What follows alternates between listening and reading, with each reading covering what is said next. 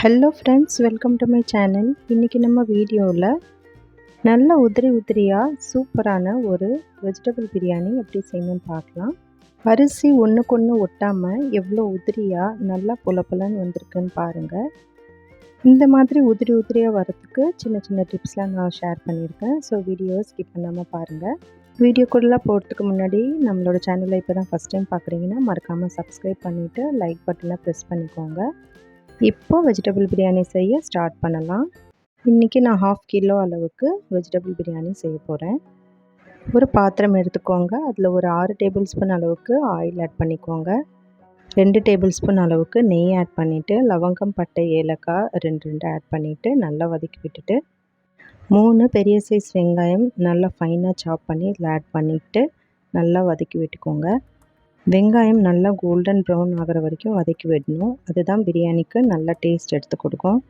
இது வதங்கி வரதுக்கு எப்படியும் ஒரு 10 to 12 மினிட்ஸ் வரைக்கும் ஆகும். நல்லா பொறுமையாக வதக்கி விட்டுக்கோங்க. இப்போ நம்ம இஞ்சி பூண்டு பேஸ்ட் ஆட் பண்ணிக்கலாம். 3 டேபிள் ஸ்பூன் அளவுக்கு இஞ்சி பூண்டு பேஸ்ட் ஆட் பண்ணிவிட்டு நல்லா வதக்கி விட்டுக்கோங்க. இஞ்சி பூண்டு பேஸ்ட்டோட பச்சை வாசனை போகிற வரைக்கும் நல்லா வதக்கி விட்டுக்கணும். இது கூடவே 4-5 பச்சை மிளகாய் ஆட் பண்ணிக்கோங்க. உங்கள் காரத்துக்கு ஏற்றதை ஆட் பண்ணிக்கோங்க. ஒரு 3 பெரிய சைஸ் தக்காளி நல்லா ஃபைனாக சாப் பண்ணி அதுவும் இதில் ஆட் பண்ணிவிட்டு நல்லா வதக்கி விட்டுக்கோங்க. தக்காளி, வெங்காயம் எல்லாம் நல்லா குழஞ்சி வேகணும். அந்த அளவுக்கு வதக்கி விட்டுக்கோங்க. இப்போ புதினா, கொத்தமல்லி ஆட் பண்ணிக்கலாம். ஒரு கைப்பிடி அளவுக்கு புதினாவும் கொத்தமல்லியும் சரிசமமாக எடுத்து ஆட் பண்ணிக்கோங்க. பிகினர்ஸ் கூட ஈஸியாக செஞ்சிடலாம். நான் சொன்ன மெத்தடே ஸ்டெப் பை ஸ்டெப்பாக ஃபாலோ பண்ணிக்கோங்க. இப்போ தேவையான காய்கறி ஆட் பண்ணிக்கலாம். பீன்ஸ், கேரட், உருளைக்கிழங்கு, நான் கொஞ்சமாக சோயா சங்க்ஸ் கூட ஆட் பண்ணியிருக்கேன். உங்ககிட்ட பச்சை பட்டாணி இருந்ததுன்னா அது கூட ஆட் பண்ணிக்கலாம். இந்த காயெல்லாம் சேர்த்துட்டு நல்லா மிக்ஸ் பண்ணி விட்டுக்கோங்க. காயோட அளவு ஒரு கப் அளவு இருந்தால் போதும். எல்லா காயும் சேர்த்து ஒரு கப் அளவுக்கு எடுத்துக்கோங்க. இப்போது மசாலாலாம் ஆட் பண்ணிக்கலாம். 1.5 டீஸ்பூன் அளவுக்கு மிளகாய்த்தூள், 1/2 டீஸ்பூன் அளவுக்கு மஞ்சள் தூள், 1/2 டீஸ்பூன் அளவுக்கு கரம் மசாலா, தேவையான அளவு உப்பு, தயிர் ஒரு 1/2 கப் ஆட் பண்ணிக்கோங்க. எல்லாமே சேர்த்துட்டு நல்லா மிக்ஸ் பண்ணி விட்டுக்கோங்க. மீடியம் ஃப்ளேமில் வச்சு குக் பண்ணிக்கோங்க. இப்போ ஒரு மூடி போட்டு மூடி ஒரு 5 நிமிஷம் வரைக்கும் குக் பண்ண விடலாம். இந்த காயெல்லாம் ஓரளவுக்கு நல்லா குக் ஆகி வரட்டும். இப்போ பாருங்கள், எண்ணெய்லாம் நல்லா பிரிஞ்சு வந்திருக்கு. இந்த ஸ்டேஜில் நம்ம தண்ணி ஆட் பண்ணிக்கலாம். 1 கப் அளவுக்கு பாஸ்மதி ரைஸ்க்கு 1.5 கப் அளவுக்கு தண்ணி ஆட் பண்ணிக்கோங்க.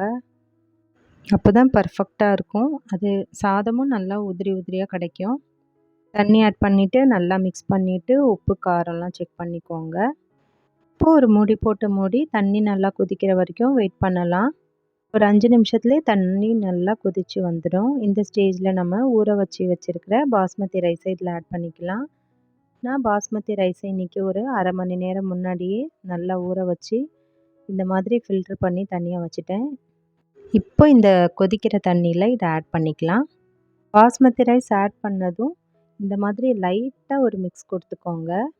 பாருங்கள், நான் கரண்டி கூட உட்டன் கரண்டி தான் யூஸ் பண்ணுறேன். ஏன்னா அரிசி உடஞ்சிடும். லைட்டாக இந்த மாதிரி ஒரு மிக்ஸ் கொடுத்துட்டு ஒரு மூடி போட்டு மூடி விட்டுடுங்க. இப்போது ஒரு 2 மினிட்ஸ்க்கு அப்புறம் ஓப்பன் பண்ணி பார்த்தா தண்ணி நல்லா கொதிச்சு வந்துடுச்சு. இப்போது ஒரு 2 மினிட்ஸ்லேயே தண்ணியெல்லாம் நல்லா வற்றி வந்துடுச்சு பாருங்கள். இந்த ஸ்டேஜில் நம்ம தம்க்கு விட்டுடலாம். இந்த மாதிரி பிரியாணியெல்லாம் செய்யறதுக்காகவே இந்த மாதிரி ஒரு சின்னதாக பழைய பிளேட் ஒன்று எடுத்து வச்சுருக்கேன். அதை வச்சுட்டு சிம்மில் ஒரு 15 மினிட்ஸ் விட்டுடுங்க. விட்டுறதுக்கு முன்னாடி நல்லா வெயிட்டான கல் இல்லைன்னா நல்லா பாத்திரம் நிறைய தண்ணி வச்சுடுங்க. ஒரு 15 மினிட்ஸ் வரைக்கும் ஓப்பன் பண்ணவே பண்ணாதீங்க. இப்போது ஓப்பன் பண்ணிவிட்டு 1 டீஸ்பூன் அளவுக்கு நான் கீ ஆட் பண்ணியிருக்கேன் ஒரு ஃப்ளேவருக்காக. பாருங்கள், பிரியாணி எவ்வளோ பொலன்னு நல்லா உதிரி உதிரியாக கிடச்சிருக்கு. நீங்களும் இதே மெத்தடில் ட்ரை பண்ணி பார்த்துட்டு உங்களோட கமெண்ட்ஸ் என் கூட ஷேர் பண்ணிக்கோங்க. நான் இது கூட சைட் டிஷ்க்காக சோயா பால்ஸ் தான் செஞ்சுருந்தேன். இதோட ஷார்ட்ஸ் கூட நான் போட்டிருக்கேன். மறக்காமல் செக் பண்ணி பாருங்கள். அவ்வளோதான் ஃப்ரெண்ட்ஸ். இந்த வீடியோ உங்களுக்கு பிடிச்சிருந்தா மறக்காமல் ஒரு லைக் பண்ணிவிட்டு உங்களோட ஃப்ரெண்ட்ஸ் அண்ட் ஃபேமிலி கூட ஷேர் பண்ணிக்கோங்க. மறக்காமல் என்னோடய சேனலை சப்ஸ்கிரைப் பண்ணிக்கோங்க. தேங்க்யூ.